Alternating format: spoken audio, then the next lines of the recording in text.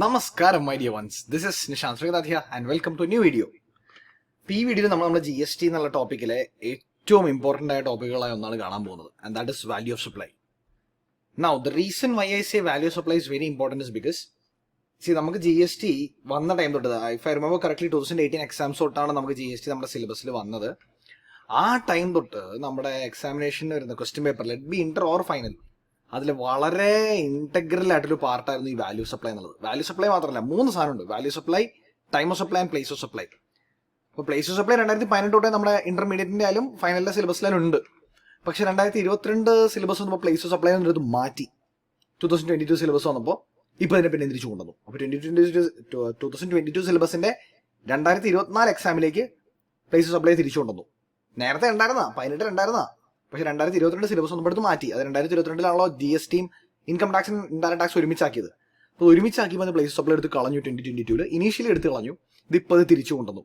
ഇതറിയാത്ത ഇഷ്ടംപോലെ സ്റ്റുഡൻസ് ഉണ്ട്. ഇപ്പൊ May 24 അല്ലെങ്കിൽ June 24 എക്സാംസ് എഴുതുന്ന കുറെ കുട്ടികൾ ഇത് അറിയാത്തത്. What I want to let you knows, നമ്മുടെ ഇൻസ്റ്റിറ്റ്യൂട്ട് എല്ലാ അപ്ഡേറ്റ്സും എല്ലാ അമെന്റ്മെന്റ്സും സ്റ്റഡി മെറ്റീരിയലിനെ സംബന്ധിച്ച്, സിലബസിനെ സംബന്ധിച്ച് എല്ലാം നമ്മുടെ വെബ്സൈറ്റിൽ ഇടുന്നതായിരിക്കും. ലേറ്റസ്റ്റ് അപ്ഡേറ്റ് ആയിട്ടുള്ള ടെക്സ്റ്റ് ബുക്സ് വെബ്സൈറ്റിൽ ഇട്ടിട്ടുണ്ട്. ആ ടെക്സ്റ്റ് ബുക്ക് നിങ്ങൾ ഓൺലൈൻ കയറി എടുക്കുകയാണെങ്കിൽ നിങ്ങൾക്ക് കാണാൻ പറ്റും. GSTയിൽ 5.3 എന്നുള്ള ചാപ്റ്ററിൽ place of supply, value supply and time of supply വന്നിട്ടുണ്ട്. നേരത്തെ value supply and time of supply മാത്രമായിരുന്നു. പക്ഷെ ഇപ്പോൾ പ്ലേസ് സപ്ലൈയും കയറി വന്നു. ഓക്കെ, അപ്പോൾ ഞാൻ അതിൻ്റെ ഒരു വീഡിയോ കൊടുത്തായിരിക്കും, പ്ലേസ് സപ്ലൈൻ്റെ കൂടെ ഒരു വീഡിയോ ഇടുന്നതായിരിക്കും. അത് നിങ്ങൾക്ക് കാണാം, ആ കോൺസെപ്റ്റോടെ ഞാൻ പഠിക്കാം. ഓക്കെ, ഈ വീഡിയോയിൽ ഞാൻ പറയാൻ പോകുന്നത് വാല്യൂ സപ്ലൈ ആണ്. എൻ്റെ ഇതിന് മുമ്പ് വീഡിയോസ് കണ്ടേക്കണവർക്ക് എല്ലാവർക്കും അറിയാവുന്ന കാര്യമാണ്. ഞാൻ ഈ GST പറഞ്ഞു തരുന്നത് in a story mode flow. അപ്പോൾ ഞാൻ എൻ്റെ 2024 വീഡിയോസിൻ്റെ ഫസ്റ്റ് വീഡിയോ സത്യം പറഞ്ഞാൽ ഇത് വെച്ചാൽ സ്റ്റാർട്ട് ചെയ്തത്. ഞാൻ GST playlist open ചെയ്തിട്ടുണ്ടായിരുന്നില്ല.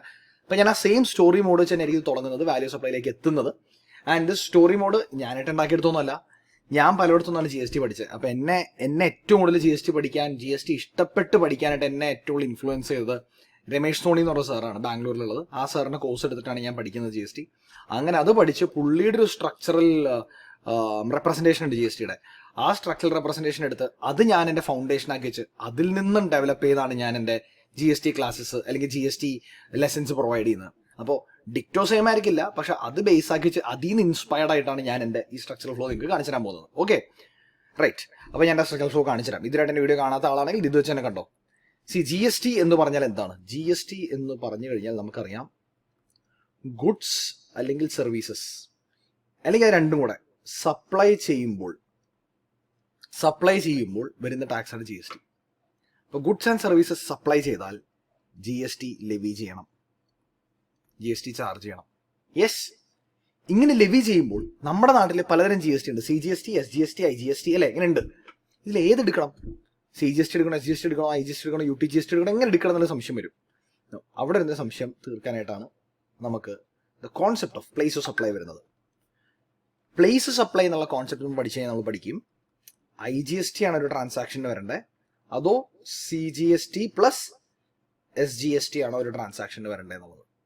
Okay, SGST അല്ലെങ്കിൽ UTGST ഏത് വേണേലാവാം. അപ്പോൾ ഇതിൽ ഏതാണ് ഒരു ട്രാൻസാക്ഷന് വരേണ്ടത്? IGST വരണോ അതോ CGST, SGST വരണോ എന്നുള്ളത് തീരുമാനിക്കാനായിട്ടാണ് നമുക്ക് പ്ലേസ് ഓഫ് സപ്ലൈ എന്നുള്ളൊരു സ്റ്റഡി ഉള്ളത്. പ്ലേസ് ഓഫ് സപ്ലൈ എന്നുള്ള സ്റ്റഡി പഠിച്ചാൽ നമുക്ക് ഈ സംഗതി മനസ്സിലാകും. അപ്പോൾ ഞാൻ പറഞ്ഞു വേറെ വീഡിയോ ഇടുന്നതായിരിക്കും പ്ലേസ് സപ്ലൈക്ക് വേണ്ടിയിട്ട്, അത് നമുക്ക് കണ്ട് മനസ്സിലാക്കാതെ. പിന്നെ പ്ലേസ് സപ്ലൈ ഒക്കെ നോക്കി നമുക്ക് IGST ആണ്, SGST ആണ് വരുന്നതെല്ലാം നമ്മൾ തീരുമാനിച്ചു, എല്ലാം നമുക്ക് ഐഡിയ കിട്ടി. So right now what we are going to do, നമുക്ക് തീരുമാനമായി ഏതാണ് ടാക്സ് വരേണ്ടത് എന്നുള്ളത്. ഇനി ആ ടാക്സ് നമ്മൾ എന്ത് ചെയ്യണം? ഞാൻ നടത്തുന്ന ഈ കച്ചവടത്തിന്, ഈ സപ്ലൈക്ക്, ആ സപ്ലൈയിൽ നിന്നും ഞാൻ ആ ടാക്സ് പിടിക്കണം, എന്നിട്ട് ഗവൺമെന്റിന് അടയ്ക്കണം അല്ലേ. ഇപ്പം ഞാനൊരു പേന വെക്കുന്നു അല്ലെങ്കിൽ കമ്പ്യൂട്ടർ വെക്കുന്നു, അതിന് IGST അല്ലെങ്കിൽ CGST, SGST വരുന്നതാണെങ്കിൽ ഞാൻ അതിന് എന്ത് ചെയ്യണം? ഞാൻ വിൽക്കുമ്പോൾ കസ്റ്റമറിൽ നിന്ന് GST പിടിച്ച് അത് ഞാൻ അടയ്ക്കണം. ശരിയല്ലേ? പോകുന്നതിന് ഒരു സാധനം ഡിസേബിൾ ചെയ്തോട്ടെ. യെസ്, അപ്പോൾ my next responsibility is to collect and pay GST. Now ഇതെല്ലാവരും GST കളക്ട് ചെയ്യാൻ പേയൊന്നും വേണ്ട. ഞാൻ ഇന്നൊരു കട തുടങ്ങി, ഞാൻ ഇന്നൊരു സാധനം പറ്റുമോ, അതിന് ഞാൻ GST അടയ്ക്കണം? വേണ്ട. ആരാ ഇപ്പോൾ കളക്ട് ചെയ്യാൻ പേ ചെയ്യാൻ വേണ്ടേ? Registered person. ഒരു രജിസ്റ്റേർഡ് പേഴ്സൺ ആണ് കളക്ട് ചെയ്യുകയും പേ ചെയ്യാൻ വേണ്ടേ. ഇനി എല്ലാ ഗുഡ്സിനും കളക്ട് ചെയ്യാൻ പേ ചെയ്യുകയും വേണമെന്നില്ല. അവിടെ നമുക്ക് എക്സംഷൻസ് ഒക്കെ വരും. അപ്പോൾ എക്സംഷൻസ് നമ്മൾ ഈ ഒരു ഏരിയയിലാണ് കാണുന്നത്. ഞാൻ ഡീറ്റെയിൽ ചെയ്യുന്നില്ല, കാരണം നമ്മൾ പോകുന്ന വേറൊരു ഏരിയയിലേക്കാണ്, വാല്യൂ സപ്ലൈയിലേക്കാണ്. അപ്പോൾ ഞാൻ GST കളക്ട് ചെയ്യാൻ പേ ചെയ്യാൻ വേണം. അപ്പോൾ I need to collect and pay GST. GST എങ്ങനെയാണ് പേ ചെയ്യുന്നത്? GST എങ്ങനെ തീരുമാനിക്കുന്നത്? ഒരു വാല്യൂയുടെ പുറത്ത് ഒരു പെർസെൻറ്റേജ് ആണ് ജി എസ് ടി. നമുക്കറിയാം 5, 12, 18, 28 ഇങ്ങനെ പെർസെൻറ്റേജുള്ള ജി എസ് ടി വരുന്നത്.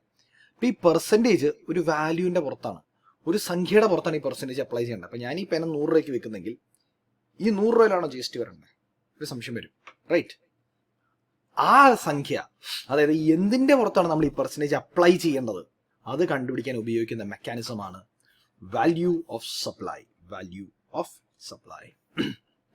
Value of supply tells us the amount upon which or the value upon which the percentage of GST is to be applied. ഇപ്പോൾ value of supply into percentage ആണ് നമ്മുടെ G S T. മനസ്സിലായോ? Yes.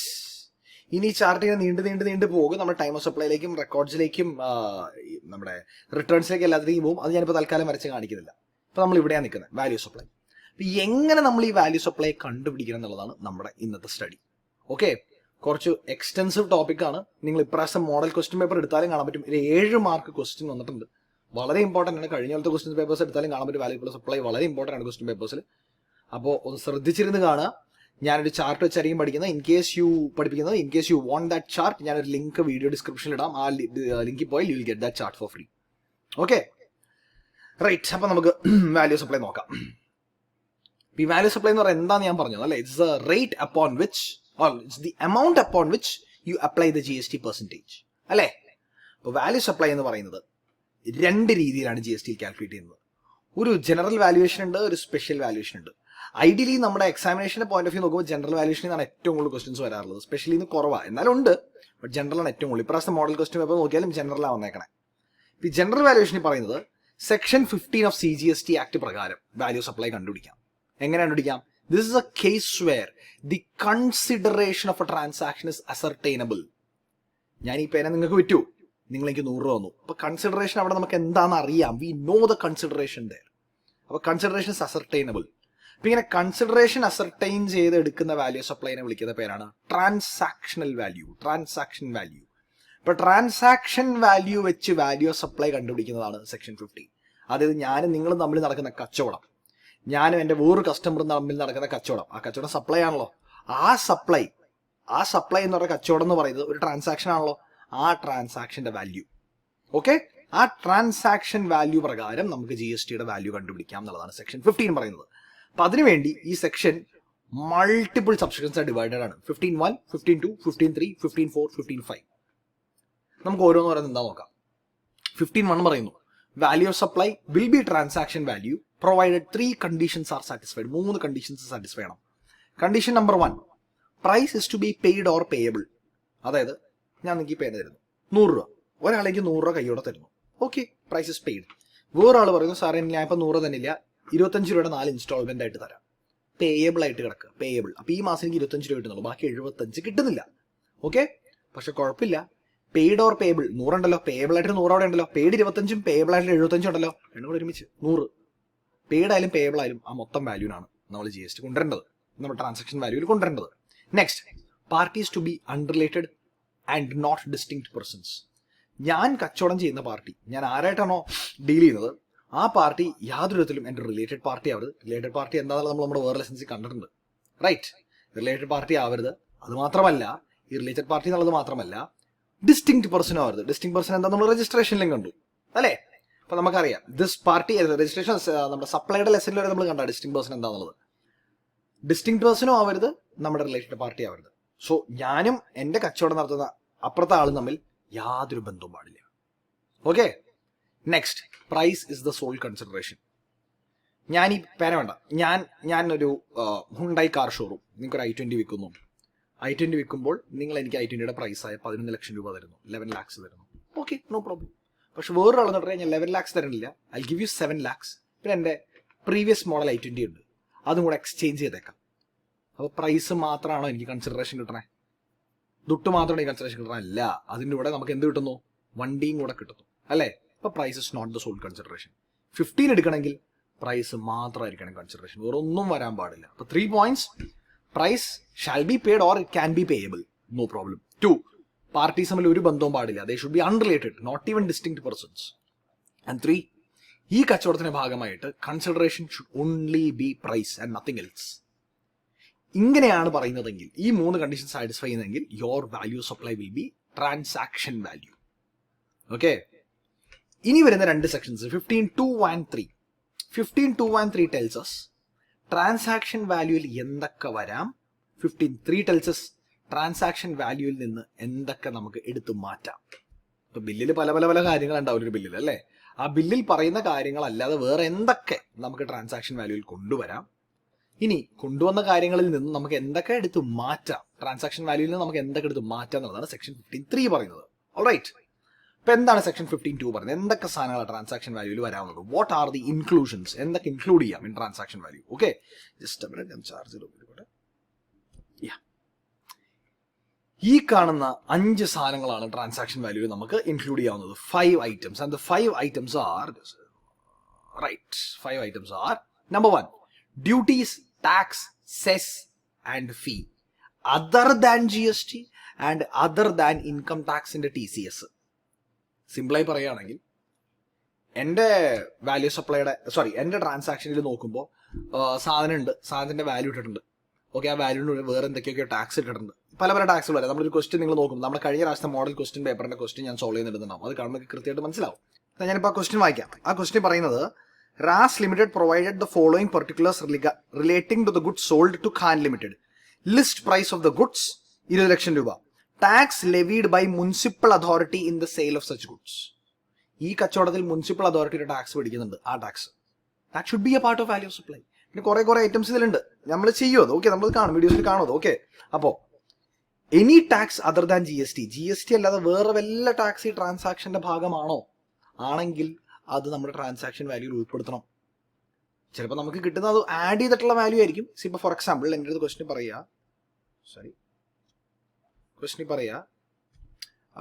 List price is 10,000 and ഇതിനൊരു municipal tax വരുന്നുണ്ട്, municipal അതോറിറ്റീസിന്റെ tax എന്തെങ്കിലും വരുന്നുണ്ട്, say 2,000. ഇങ്ങനെ വന്നിട്ട് 12,000 എന്ന് പറഞ്ഞാൽ തരുന്നതെങ്കിൽ, 12,000 എന്ന് പറഞ്ഞിട്ട് ട്രാൻസാക്ഷൻ വാല്യൂ തരുന്നെങ്കിൽ ഇതാണ് നമ്മൾ എടുക്കേണ്ടത്. ഇതാണ് പ്രൈസ് എന്ന് പറഞ്ഞെടുക്കുന്നതെങ്കിൽ നമ്മൾ ഇതാണ് എടുക്കേണ്ടത്. ഇതിൻ്റെ കൂടെ രണ്ടാമത് 2,000 ആഡ് ചെയ്യേണ്ട ആവശ്യമില്ല, കാരണം ഇറ്റ്സ് ഓൾറെഡി ഇൻക്ലൂഡഡ്.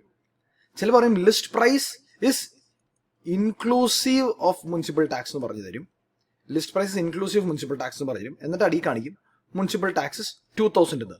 ഇങ്ങനെ പറയുകയാണെങ്കിൽ 10,000-ൽ 2,000 കയറിയിട്ടുണ്ട്. 10,000-ൽ 2,000 കയറി, അപ്പം ഇനി രണ്ടാമത് ആഡ് ചെയ്യേണ്ട ആവശ്യമില്ല. അപ്പൊ നമ്മുടെ വാല്യൂ സപ്ലൈ എന്ന് പറയുന്നത് 10,000 ആണ്. ഒറ്റയതേ പറയുന്നുള്ളൂ, വാല്യൂ സപ്ലൈയിൽ മുനിസിപ്പൽ ടാക്സോ വേറെ വല്ല ടാക്സോ, GST അല്ലാതെ വേറെ വല്ല ടാക്സ്, അല്ലെങ്കിൽ ഇൻകം ടാക്സിന്റെ TCS ഇതും അല്ലാതെ വേറെ വല്ല ടാക്സ് ആണെങ്കിൽ അത് ഉൾപ്പെടുത്തണം. ഈ 2 സാധനം വേണ്ട. ഇൻകം ടാക്സിന്റെ TCS എപ്പോഴാണ് നമ്മൾ പഠിച്ചാണ് 206. അതായത് നമ്മളൊരു കാർ ഷോറൂമിൽ പോയി ഒരു 25 ലക്ഷം രൂപയുടെ കാർ മേടിക്കുകയാണ്, TCS വരില്ലേ? ആ TCS വരുത്തണ്ട. ബില്ല് TCS കാണിക്കും, പക്ഷെ ബില്ല് കാണിക്കുന്ന TCS GSTക്ക് ബാധകമല്ല. പക്ഷെ വേറെ എന്ത് ടാക്സ് ഉണ്ട്, ഇപ്പൊ കസ്റ്റംസ് ഡ്യൂട്ടി, ഫോർ എക്സാമ്പിൾ ഞാൻ സാധനം ഇമ്പോർട്ട് ചെയ്ത സാധനത്തിന് കസ്റ്റംസ് ഡ്യൂട്ടി അടച്ചു. പക്ഷേ ഞാൻ ഗുഡ്സ് ഇമ്പോർട്ട് ചെയ്തപ്പോൾ ദ ഫീ ഓൺ ബോർഡ് അല്ല, എൻ്റെ വാല്യൂ ഓഫ് ദ ഗുഡ്സ് വന്നത്, ഗുഡ്സിന്റെ വാല്യൂ വന്നത് ലോഡിംഗ് എല്ലാം കഴിഞ്ഞപ്പോൾ ഇറ്റ്സ് 25,000 rupees. കസ്റ്റംസ് ഡ്യൂട്ടി വന്നത് ഇറ്റ്സ് 5,000 rupees. അങ്ങനെയെങ്കിൽ എൻ്റെ വാല്യൂ സപ്ലൈ എന്ന് പറയുന്നത് 25 + 5 30,000 ആയിരിക്കും. ക്ലിയർ? നിർബന്ധമാണ്, 30,000 ആയിരിക്കും. Okay, going back.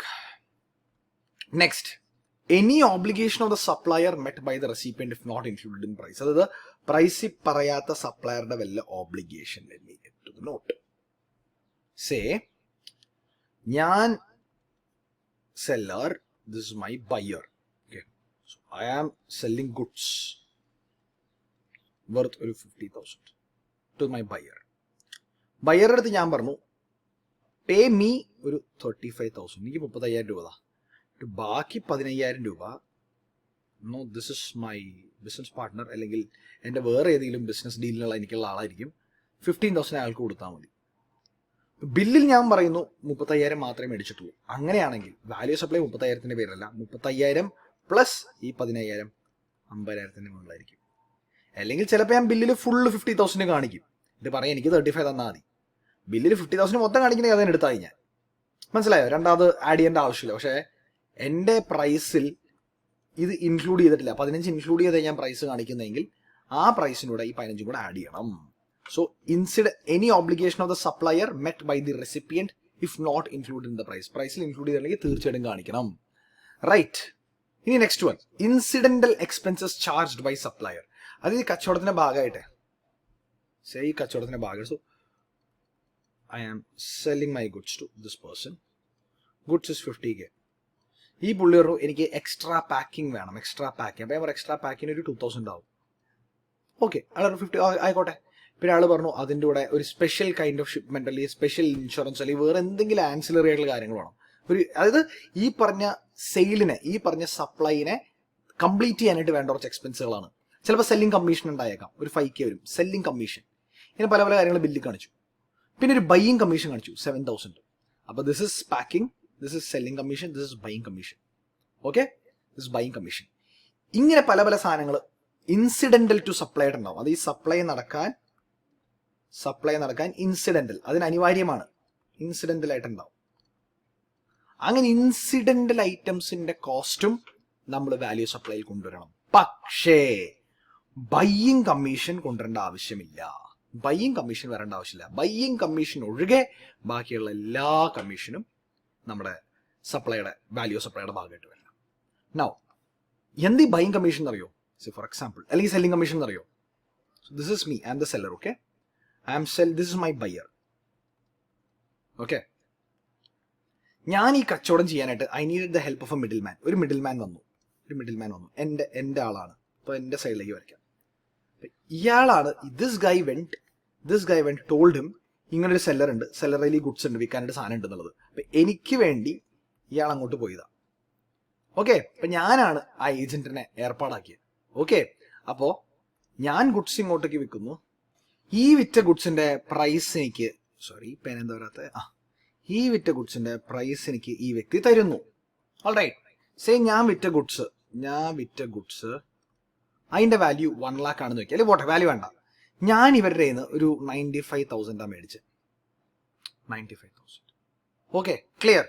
എന്നിട്ട് ഒരു അഡീഷണൽ 5,000 ഞാൻ ഇയാളുടെ കമ്മീഷനായിട്ടും കൂടെ കാണിച്ചു. അതായത് the seller is charging commission. Seller commission charge ചെയ്തു ആരുടെ അടുത്ത് നിന്ന്? ബയ്യറിന്റെ അടുത്ത് നിന്ന്. So commission charged on the buyer, അല്ലെങ്കിൽ സെല്ലിംഗ് കമ്മീഷൻ ഈ കച്ചവടത്തിന്റെ ഭാഗമായിട്ട് വന്നതല്ലേ, എനിക്ക് ഈ സാധനം കച്ചവടം ചെയ്യാനായിട്ട് ഭാഗമായിട്ട് വന്നതല്ലേ. അങ്ങനെ വരുമ്പോൾ എൻ്റെ വാല്യൂ സപ്ലൈ എന്ന് പറയുന്നത് ഈ 95ഉം 5ഉം കൂടെ ഒരുമിച്ച് 1,00,000 ആയിരിക്കും. പക്ഷെ അതേസമയം ഞാൻ വേറൊരു സിനാരിയോ കാണിച്ചു. Okay, I am selling goods, this guy is buying goods. ബയ്യറിന് വേണ്ടി ഒരു ഏജന്റിനെ ഏർപ്പാടാക്കി. ഇവിടെ എവിടെയെങ്കിലും ഇങ്ങനത്തെ ഗുഡ്സ് ഉണ്ടെന്ന് ഉറപ്പുവരുത്തി കണ്ടുപിടിച്ച് കൊണ്ടുവരാൻ പറഞ്ഞിട്ട് അവരെ കണ്ടുപിടിച്ച് കൊണ്ടുവന്ന് തന്നു. ഇവിടെ നിന്ന് ഇങ്ങോട്ടേക്ക് ഗുഡ്സിന്റെ സപ്ലൈ നടന്നു. ഇയാൾ ഇങ്ങോട്ടേക്ക് ഒരു 95,000 കൊടുത്തു. യെസ്, GST റെസ്പോൺസിബിലിറ്റി ഇയാളുടെ ആണല്ലോ വരണേ. ഈ വ്യക്തി ഇയാൾക്ക്, അതായത് ഈ ഏജന്റിന് കമ്മീഷൻ അങ്ങനത്തെ ഇടപാടൊന്നും ഇല്ല, കാരണം ഇയാളല്ല അപ്പോയിന്റ് ചെയ്ത്, ഇയാളുടെ ആളല്ല, ഇവര് തമ്മിലെ ബന്ധം. അപ്പോൾ ഈ വ്യക്തി നടത്തിയ സപ്ലൈക്ക് ഈ വരുന്ന GSTയും ഇയാൾ തമ്മിൽ ഒരു ബന്ധവുമില്ല, കാരണം ഇയാളല്ലല്ലോ കൊണ്ടുവന്നേ, ബയ്യറിന്റെ കമ്മീഷൻ അത്. ബയ്യറിന് ആരും കമ്മീഷൻ ചാർജ് ചെയ്യണില്ല. എന്നിട്ട് ഈ സാധനം കിട്ടിയതിന് ഇയാൾ ഇങ്ങോട്ടേക്ക് 5,000 രൂപ കൊടുത്തു. ബയ്യർ കമ്മീഷൻ ഒരു കാരണവശാലും ട്രാൻസാക്ഷൻ വാല്യൂടെ ഭാഗമാവേണ്ട ആവശ്യമില്ല. ഇവിടെ value supply will B 95,000. Clear ആയോ? അത്ര ഉള്ളു സംഗതി. തിരിച്ചു interest penalty late fee for delayed payment. എന്തെങ്കിലും പേയ്മെന്റിൽ പിഴവ് വരുത്തുകയോ എന്തെങ്കിലും നമ്മുടെ ബയ്യറുടെ സൈഡിൽ നിന്ന് എന്തെങ്കിലും മിസ്റ്റേക്ക് വരികയോ ചെയ്യുകയാണെങ്കിൽ almost 99% of the cases seller ഒരു പെനാൽറ്റിയോ അല്ലെങ്കിൽ ഇൻട്രസ്റ്റോ ലേറ്റ് ഫീസോ മേടിക്കും. അങ്ങനെ ലേറ്റ് ഫീസ് മേടിക്കുകയാണെങ്കിൽ നിർബന്ധമായിട്ടും അതിന് GST വരും. അത് വാല്യൂ സപ്ലൈയുടെ ഭാഗമാക്കണം. എങ്ങനെയാണ് കാണിച്ചത് ഞാൻ. So say I sold my goods of rupees 10 lakhs to this guy. This is my buyer. So this is a seller, this is a buyer. Now buyer said, ഞാൻ ഓരോ വർഷവും അല്ലെങ്കിൽ ഓരോ മാസവും 2.5 lakhs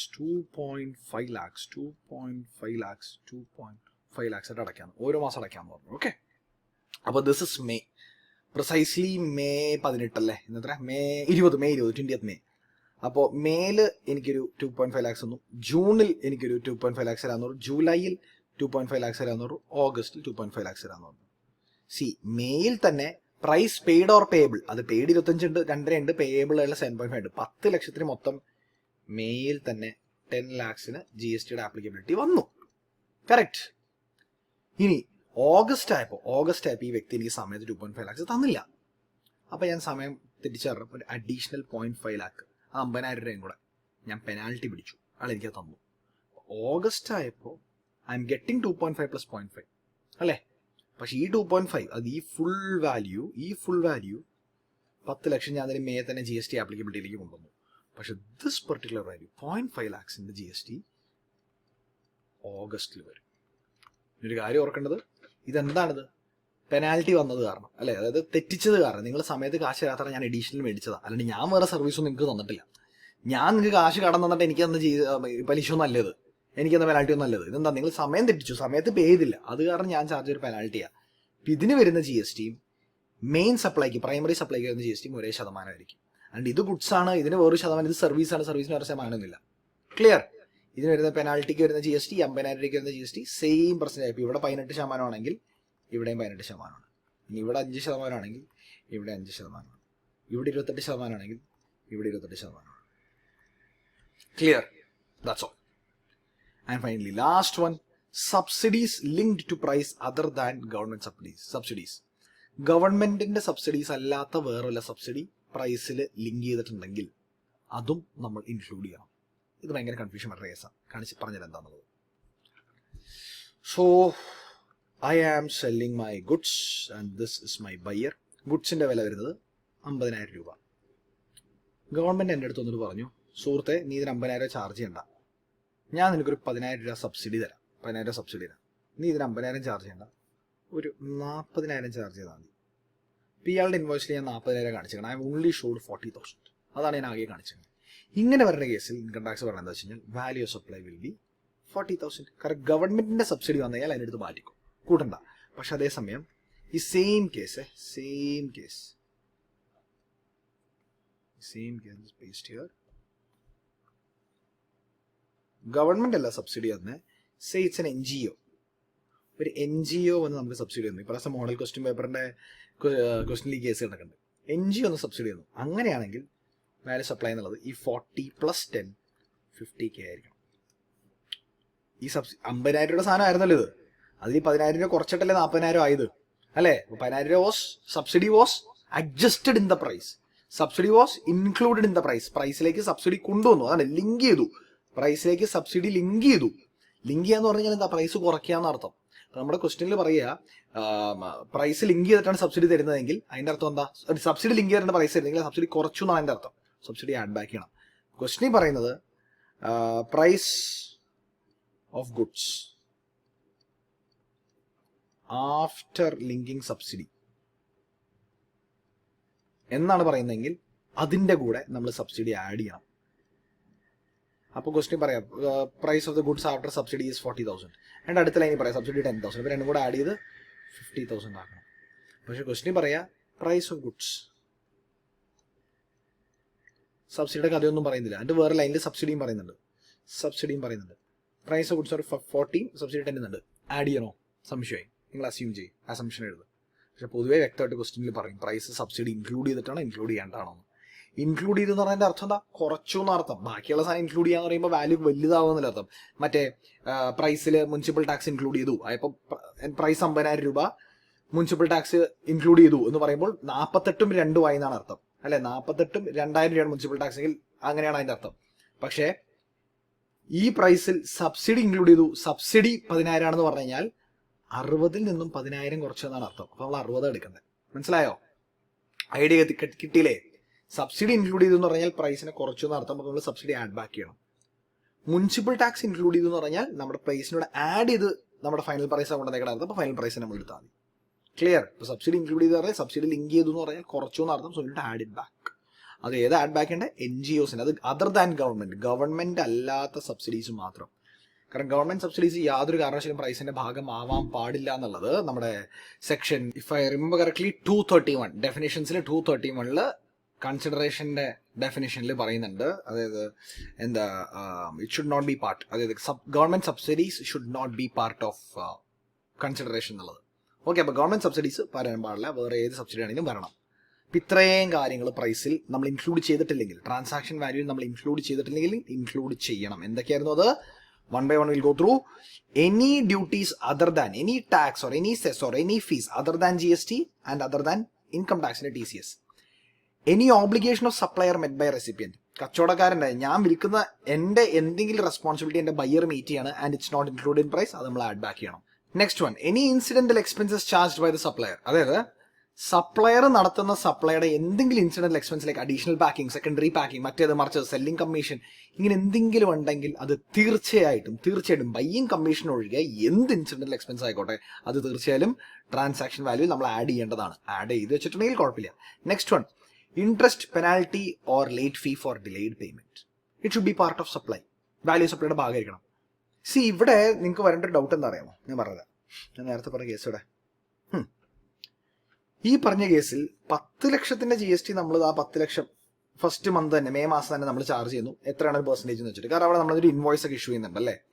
ഈ 50,000 രൂപ ഓഗസ്റ്റ് കിട്ടുമ്പോൾ ഞാൻ എന്തും പറഞ്ഞാലും GST മേടിക്കുക. എനിക്ക് പറയാവുന്ന കാര്യം, നിങ്ങൾ എനിക്ക് സമയത്ത് കാശ് തന്നില്ല, അത് കാരണം ഞാൻ ചാർജ് ചെയ്യുന്ന പെനാൽറ്റിയാണിത്, 50,000 രൂപ വിത്ത് അതിന്റെ GST കൂടെ എനിക്ക് വേണമെന്ന് പറയാം. അപ്പൊ എന്റെ ബയ്യർ ചോദിക്കും, എടോ താൻ പറയണം 50,000 രൂപ ശരി GST ഒക്കെ ഇടുന്നത്, എന്താ തെളിവുള്ള അതിന്? നിങ്ങൾ എനിക്ക് ആകെ നിങ്ങളുടെ തെളിവ് ഒരു 10 ലക്ഷം രൂപ കച്ചവടം നടന്നതിന്റെയാ. ഇതിന് നമ്മൾ ഒരു കച്ചവടം ഒന്നും നടന്നിട്ടില്ല. അപ്പൊ എന്താണ് എന്റെ പ്രൂഫ്? ഞാൻ ഈ അഡീഷണൽ എക്സ്ട്രാ GST തരണേന്റെ, നിങ്ങൾ അഡീഷണൽ GST കൂട്ടുന്നതിന്റെ, പുതിയൊരു GST വാങ്ങുന്നതിന്റെ, പുതിയൊരു സംഖ്യ വാങ്ങുന്നതിന്റെ എന്താ പ്രൂഫ്? ഇതിന്റെ പേരിൽ പുതിയ ബില്ലൊന്നും എനിക്ക് അടിച്ചു തരാൻ പറ്റില്ലല്ലോ. കാരണം എന്താ? ഒരു സാധനം തന്നെ എനിക്ക് കച്ചവടം ചെയ്യുന്നില്ല, ഗുഡ്സ് എനിക്ക് കച്ചവടം ചെയ്യണം. പിന്നെ എന്തും പറഞ്ഞാൽ അതിന്റെ ബില്ല് എന്ത് പറഞ്ഞ് കാണിക്കും? എന്ത് കാണിക്കും ഇൻവോയ്സിൽ? ഈ ഒരു സാഹചര്യത്തിൽ നമ്മൾ ഇൻവോയ്സ് അല്ല റേസ് ചെയ്യുന്നത്, മറിച്ച് we issue an item called debit note. നമ്മുടെ ഇൻവോയ്സസിന്റെ ലെസണിൽ ഞാൻ ഇട്ടിട്ടുണ്ട് ഡെബിറ്റ് നോട്ട് എന്താണെന്നുള്ളത്. Whenever I want to increase GST, I issue debit note. ഇവിടെ ട്രാൻസാക്ഷൻ വാല്യൂ 10 ലക്ഷമായിരുന്നു, 10 ലക്ഷം അല്ല, 10 ലക്ഷത്തിൻ്റെ കൂടെ ഒരു 50,000 കൂടെ കൂട്ടണം, ഡെബിറ്റ് നോട്ട് ഇഷ്യൂ ചെയ്യും. മനസ്സിലായോ? ആ ഡെബിറ്റ് നോട്ടിന്റെ ബേസിസിലാണ് ഞാൻ ഇനി എല്ലാ GST ബാക്കി പറഞ്ഞ ഈ പെനാൽറ്റിയുടെ എല്ലാ കാര്യങ്ങളും പേപ്പർ വർക്ക് നടത്താൻ പോകുന്നത്. Clear? And finally last one, any subsidy linked to the price other than government subsidy. Government subsidy ആണ് ലിങ്ക് ചെയ്തെന്ന് വെച്ചാൽ കുഴപ്പമൊന്നുമില്ല, പക്ഷെ വേറൊരു സബ്സിഡി ലിങ്ക് ചെയ്ത് കഴിഞ്ഞാൽ തിരിച്ച് ആഡ് ബാക്ക് ചെയ്യണത്. ക്ലിയർ? യെസ്. അങ്ങനെ 15(2) കഴിഞ്ഞു. ഇനി നമ്മൾ കാണുന്നത് 15(3). പറയുന്നത് 15(2)ൽ എന്തൊക്കെ കൊണ്ടുവരണം എന്ന് കണ്ടു ട്രാൻസാക്ഷൻ വാല്യൂല്. 15(3) കാണുന്നത് എന്തൊക്കെ എടുത്ത് മാറ്റാന്നുള്ളത്. ഒരേ ഒരു സാധനം എന്താ പറയുക? ഡിസ്കൗണ്ട് നമുക്ക് എടുത്ത് മാറ്റാം. പക്ഷേ എല്ലാ ഡിസ്കൗണ്ടും മാറ്റാൻ പറ്റുമോ? പറ്റില്ല. എങ്ങനത്തെയൊക്കെ മാറ്റാം? Number 1, given before or at the time of supply ചെയ്യുന്ന സമയത്തോ അതോ അതിന് മുമ്പേ ഡിസ്കൗണ്ട് കൊടുക്കുകയാണ്. അപ്പൊ ഞാൻ പറയാം, എന്റെ ഗുഡ്സിന് 20% ഓഫ് മേടിക്കാൻ പാ, യു കം ആൻഡ് ബൈ. 10 ലക്ഷം രൂപയുടെ സാധനം 20% ഓഫ്, 8 ലക്ഷം രൂപയ്ക്ക് കൊണ്ടുപോയിക്കോ. അങ്ങനെയാണെങ്കിൽ ആ 10 ലക്ഷം എന്നുള്ള ട്രാൻസാക്ഷൻ വാല്യൂ അല്ലെങ്കിൽ 10 ലക്ഷം എന്നുള്ള പ്രൈസിൽ നിന്നും 2 ലക്ഷം കുറച്ച് 8 ലക്ഷം കാണിച്ചാൽ മതി എന്റെ വാല്യൂ ഓഫ് സപ്ലൈ. അതെന്താ? സപ്ലൈക്ക് മുമ്പേ ഞാൻ ഡിസ്കൗണ്ട് അനൗൺസ് ചെയ്തു, സപ്ലൈക്ക് മുമ്പേ ഞാൻ ഡിസ്കൗണ്ട് കൊടുത്തു. മേടിച്ചു കഴിഞ്ഞ് 4-5 ദിവസം കഴിഞ്ഞിട്ടല്ല ഞാൻ ഡിസ്കൗണ്ട് കൊടുക്കണേ, അല്ലേ? യെസ്. അപ്പോൾ given before or at the time of supply, it can be deducted, it can be excluded from value supply. Value supply കണ്ടുപിടിക്കുമ്പോൾ, ട്രാൻസാക്ഷൻ വാല്യൂ കണ്ടുപിടിക്കുമ്പോൾ അടുത്ത് മാറ്റാം. ഓക്കെ, അപ്പൊ 10 lakh minus 2 lakh 8 lakh എടുത്താൽ നമ്മൾ ട്രാൻസാക്ഷൻ വാല്യൂ ആയിട്ട്. പക്ഷേ now comes a very interesting part. If the discount is given after supply, ഇവിടെ എന്ത് ചെയ്യും? 2 കാര്യങ്ങൾ നോക്കട്ടെ. this is a case where ഞാൻ എൻ്റെ ബയ്യറിനോട് പറയാം, ഞാൻ വരച്ച മനസ്സിലാവും. So this is me. This is my buyer.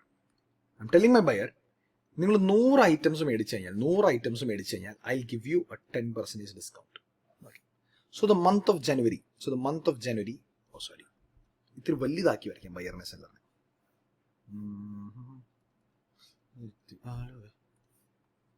ഇത്തിരി വലുതാക്കി വരയ്ക്കാം. So this is the seller, this is the buyer. 100 സാധനങ്ങൾ മേടിച്ച് 100 ക്വാണ്ടിറ്റി നിങ്ങൾ മേടിച്ച് നിങ്ങൾക്ക് ഒരു 10% ഡിസ്കൗണ്ട് തരാമെന്ന് പറയാം. ഒരു വർഷം 100 മേടിച്ച 10% ഡിസ്കൗണ്ട്. അപ്പോൾ this is the month of May, right? മേല് I sold say 25 goods. This is during May. ജൂണില് ഐ എം സെല്ലിംഗ് another 25. ജൂലൈയില് ഡിമാൻഡ് കയറി, he bought 30 from me.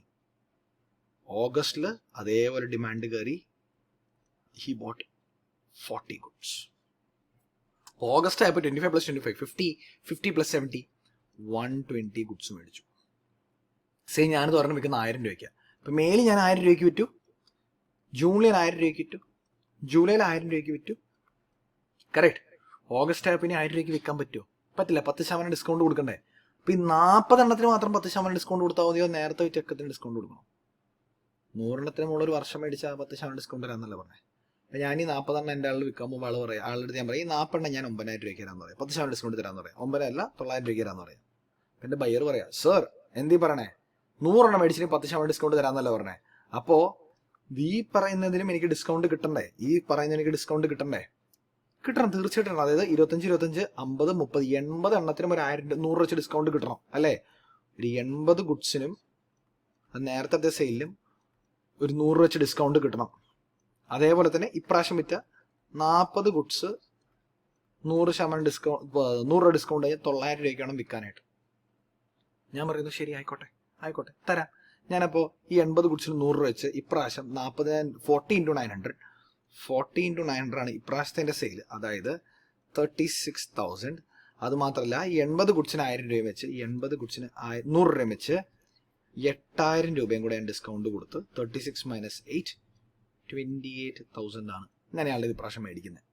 കാരണം നേരത്തെ എന്നോട് ഡിസ്കൗണ്ട് ഇപ്രാവശ്യം 28,000 രൂപ തന്നാൽ മതി. ഓക്കെ ശരി, ന്യായം, ഒരു തെറ്റുമില്ല. പക്ഷെ അവിടെ ഒരു ചെറിയ പ്രശ്നം വരിക എന്താ അറിയോ? മേല് നടത്തി 25,000 രൂപയുടെ സെയില്, ഇയാൾ 25,000 രൂപ എനിക്ക് തന്നു എന്നും പറഞ്ഞ് റെക്കോർഡിക്കലായല്ലോ. അപ്പം ഞാൻ ഇയാളുടെ പേരിൽ, ഞാൻ എന്നുള്ള സെല്ലർ ഇയാളുടെ പേരിൽ ഗവൺമെന്റിന് GST അടയ്ക്കുന്നുണ്ടല്ലോ. ഗവൺമെന്റ് GST അടയ്ക്കുന്നുണ്ട്. അപ്പം ഞാൻ പറയുന്നത് എന്താ, എനിക്ക് ഈ 1000 രൂപയിൽ GST കിട്ടിയെന്നല്ലേ പറയുന്നത്. 1000 രൂപയിൽ GST, ഇമാജിൻ GST 10%, 10% GST നിൽക്കുക. അപ്പോൾ 1000 രൂപയിൽ GST ഞാൻ എളുപ്പത്തിന് വേണ്ടി പറഞ്ഞാട്ടോ.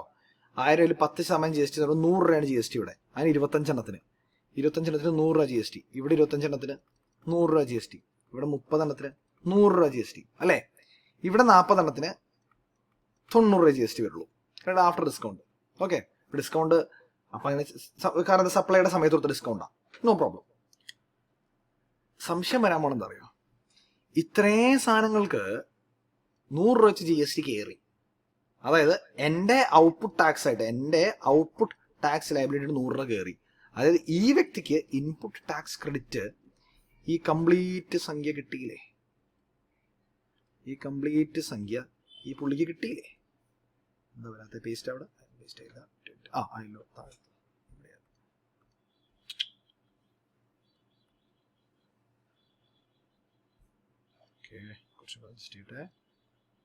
ഇത്രയും ഇൻപുട്ട് ടാക്സ് ക്രെഡിറ്റ് ഈ വ്യക്തിക്ക് കിട്ടിയല്ലോ. ഒരു സംശയമില്ല, കിട്ടി.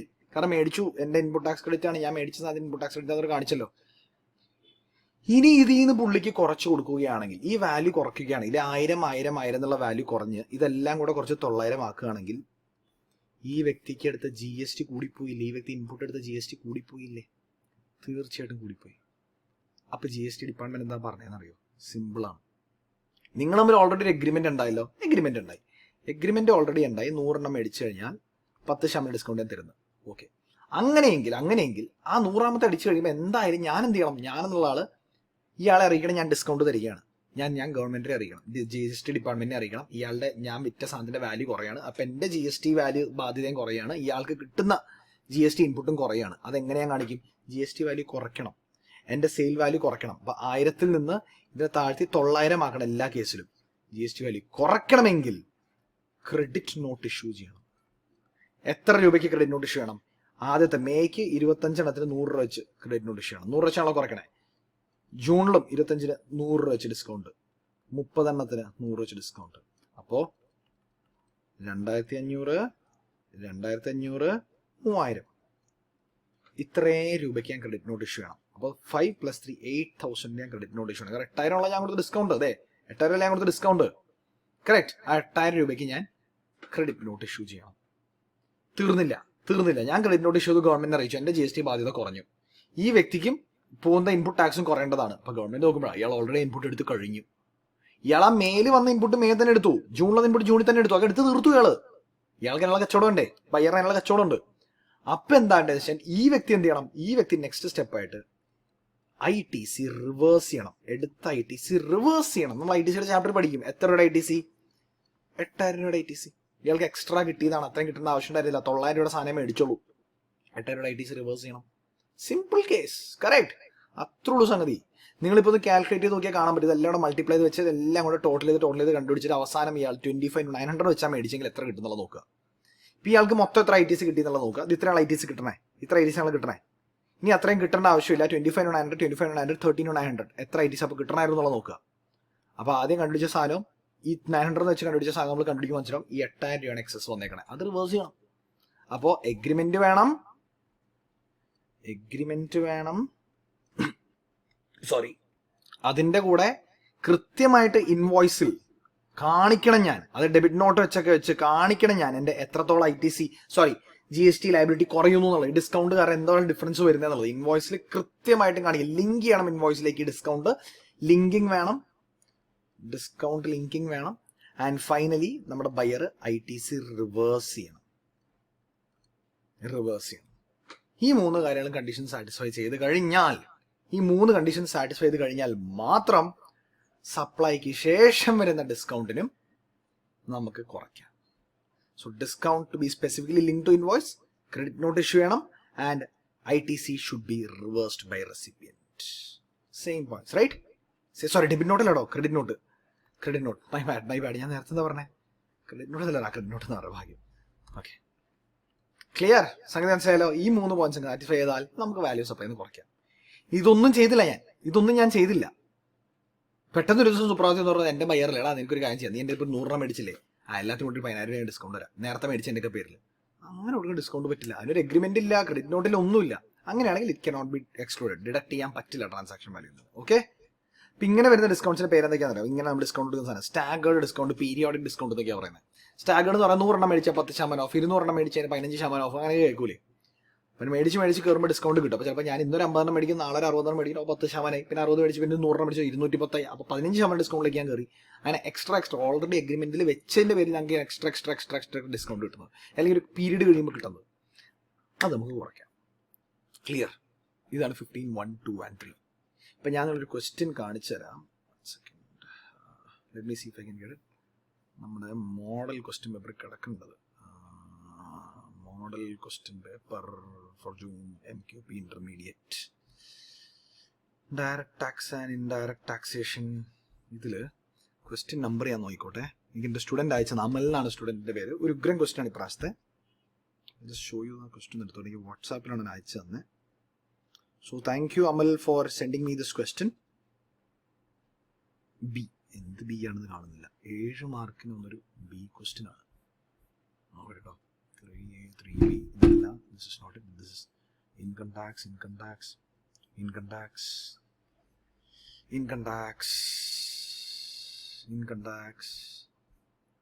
Where is GST? ഷെടാ, ഇത് ഫുൾ ഇൻകം ടാക്സ് ആണല്ലോ. യെസ് 6A, അത് ഫസ്റ്റ് തിയറി. ഇതല്ല, റൈറ്റ്, ഹിയർ ഇറ്റ് ഇസ്. ഇതല്ലേ? ഇതല്ലോ. ഇതന്നെ സാധനം. എന്താ Ras limited, this is the one. ഇത് തന്നെ സാധനം. RAS Limited provides the following particulars relating to goods sold by to Khan Limited. List price of the goods 20 lakhs exclusive of taxes and discounts. ഇതില് tax and discount കൊണ്ടുവന്നിട്ടില്ല. Clear? Tax levied by municipal authority on sale of such goods. നമ്മൾ പഠിച്ചതാണ്. Include ചെയ്യുമ്പോൾ any tax other than GST include ചെയ്യണം. 20 ലക്ഷത്തിനൂടെ ഈ 2 ലക്ഷം രൂപ add ചെയ്യണം. GST and SGST chargeable on the goods, അത് ആഡ് ചെയ്യണം. വേണ്ട, GST ആഡ് ചെയ്യണ്ട, അത് മാറ്റി വയ്ക്കുക. Packing charges not included in the price. 20,000 include ചെയ്തില്ല. അപ്പൊ 20 ലക്ഷത്തിനൂടെ ഈ 2 ലക്ഷം ആഡ് ചെയ്യണം, 20,000 ആഡ് ചെയ്യണം. Yes, RAS Limited received 80,000 as a subsidy from NGO on the sale of such goods. NGOന്റെ കയ്യിൽ നിന്ന് സബ്സിഡി കിട്ടി 20,000 രൂപ, അല്ലെ 80,000 രൂപ. The price of 20 lakh is after considering such subsidy. ഈ സബ്സിഡി ലിങ്ക് ചെയ്തതിന് ശേഷമാണ് ഈ പ്രൈസ് പറഞ്ഞതെന്ന്, അല്ലെ? അതായത് 80,000 കുറച്ചിട്ടാണ് ഈ പ്രൈസ് പറഞ്ഞതെന്ന്. NGOന്റെ 80,000 നമ്മൾ കുറയ്ക്കാൻ പാടില്ല, ആഡ് ബാക്ക് ചെയ്യണം. 20 lakhs plus 2 lakhs plus 20,000 plus 80,000. Next, RAS Limited offers 2% discount on list price of the goods which is recorded in the invoice for the goods. അതായത് 2% ഡിസ്കൗണ്ട് കൊടുക്കുന്നു. അത് റെക്കോർഡഡ് ആണ്, എല്ലാം കൃത്യമായി പറഞ്ഞ രീതിയിലാണ് ഡിസ്കൗണ്ട് കൊടുക്കുന്നത്. എഗ്രീഡ് അപ്പോൺ ഡിസ്കൗണ്ട് ആണ്. കുറയ്ക്കാലോ നമുക്ക്, ഒരു സംശയമില്ല, യാതൊരു സംശയമില്ല, നമുക്കിത് കുറയ്ക്കാലോ. അപ്പോൾ we can reduce this 2% as well. അപ്പോൾ ഈ 2% ഇവിടെ exclusive of tax and discount, ഇവിടെ ഡിസ്കൗണ്ട് കാണിച്ചിട്ടില്ല. അപ്പോൾ 20 ലക്ഷത്തിന്റെ എത്രയിലാണ് ഓൺ ലിസ്റ്റ് പ്രൈസ് ആണ് പറയുന്നത്, ലിസ്റ്റ് പ്രൈസിന്റെ 20 ലക്ഷത്തിന്റെ 2% ഡിസ്കൗണ്ടും കൂടെ നമുക്ക് കുറയ്ക്കാം. അപ്പോൾ നമ്മളിപ്പോൾ ഇത്രയും പഠിച്ചത് വെച്ച് ഈ ആൻസർ എഴുതിയാൽ 7 മാർക്കായി. 7 മാർക്ക്. അപ്പോൾ എങ്ങനെ ആൻസർ എഴുതണം? ആൻസർ എഴുതുമ്പോൾ computation of value of supply എന്താണ് നമ്മൾ കമ്പ്യൂട്ട് ചെയ്യുന്നത്? ആരുടെ? Of Ras limited. ഹെഡിങ് കൊടുക്കുക, ടേബിൾ വരയ്ക്കുക. അപ്പോൾ ഞാൻ ഓരോന്ന് കാണിക്കുന്നില്ല. List price 20 lakhs. ഓക്കെ, അല്ല ആഡ് ചെയ്യേണ്ട സാധനങ്ങൾ എന്തൊക്കെയായിരുന്നു? 15(1) പ്രകാരം, 15(2) പ്രകാരം ടാക്സസ് ബൈ മുനിസിപ്പൽ അതോറിറ്റി. അപ്പോൾ ആഡ് ചെയ്യേണ്ട 15(2) പ്രകാരം ആഡ് ചെയ്യേണ്ട ഐറ്റംസ് മുനിസിപ്പൽ ടാക്സസ് എത്രയായിരുന്നത്? 20 ലക്ഷം അല്ല 2 ലക്ഷം, 2 lakhs. ഓക്കെ, പാക്കിംഗ് ചാർജസ് എത്രയായിരുന്നു? 20,000. 0.20. അപ്പോൾ 2,22,000 ആയി. 22,20,000 ആയി അല്ലേ? ഇനി സബ്സിഡി കുറച്ചു എന്നാ പറഞ്ഞത്. NGOയുടെ സബ്സിഡി കുറയ്ക്കാൻ പാടുമായിരുന്നോ? പാടില്ല. സബ്സിഡി ആര് പറഞ്ഞു കുറയ്ക്കാൻ? 80,000. അപ്പോൾ 23 lakhs. യെസ്. പിന്നെന്താ പറയുന്നത്? Price of 20 lakhs after okay considering subsidy. Ras limited offers 2% discount on the list price. Discount കൊടുക്കുന്നതാണ് ആൻഡ് എല്ലാം കറക്റ്റായിട്ട് കൊടുക്കുന്ന ഡിസ്കൗണ്ട്. ഇവിടെ പറയുന്നത് 20 ലക്ഷം ഡിസ്കൗണ്ട് കാണിച്ചിട്ടില്ലേ? ഡിസ്കൗണ്ടിന് മുമ്പത്തെ പ്രൈസ് ചെയ്ത്. അപ്പോൾ 20 ലക്ഷത്തിൽ നിന്നും 15(3) പ്രകാരം ഡിസ്കൗണ്ട് കുറച്ചുകൂടെ? 2% എന്തിന്റെ? 20 ലക്ഷത്തിന്റെ 2%. 20 ലക്ഷത്തിന്റെ 2% എന്ന് പറയുമ്പോൾ 40,000 രൂപ. ശരിയല്ലേ? 20%ന്റെ 10% 2 ലക്ഷം. 2 ലക്ഷം. Yes, correct. അല്ല, 40,000 വരില്ലല്ലോ. അത് 40,000. Yes. 26 lakh 40. Sorry 22 lakh 60,000. Correct ചെയ്തോട്ടെ. Rubber eraser 22 lakh 60,000. Simple right? ഇത്രയുള്ളൂ സംഗതി, കഴിഞ്ഞു. ഇതാണ് 15(1), 2, 3 പറയുന്നത്. 7 മാർക്ക് വന്ന വരവുണ്ടോ? വെറും general valuation of value supply പഠിച്ചപ്പോൾ തന്നെ കഴിഞ്ഞു. That's all. ഇനി നമ്മൾ 15(3) 4 നോക്കുകയാണെങ്കിൽ 4 5 നോക്കുകയാണെങ്കിൽ 15(4) 5 പറഞ്ഞതോ?